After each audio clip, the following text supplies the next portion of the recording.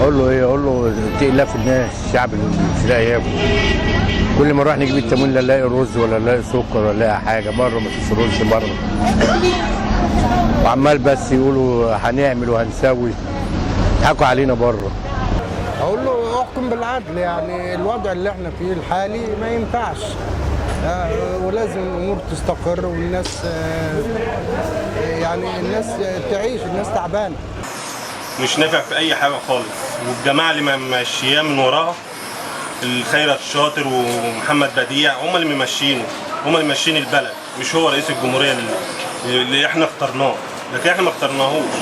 طالما مش قد المسؤوليه اللي هو فيها دي، ولا هو ولا جماعته، المفروض يسيبوا لنا بقى البلد. في ناس عندها استعداد ان هي تنهض بيها. ده شفنا نهضه و100 يوم بظهر يوم الحكومه بسنه، فاحنا هنستنى كده 100 سنه. يشوف الناس اللي هي تحت ايده هيتحل ازاي، الحاجات اللي بتقطع الكهرباء اللي بتقطع والميه اللي بتقطع على الناس، والناس اللي مش لاقيه شغل، والناس اللي عايزه تتوظف.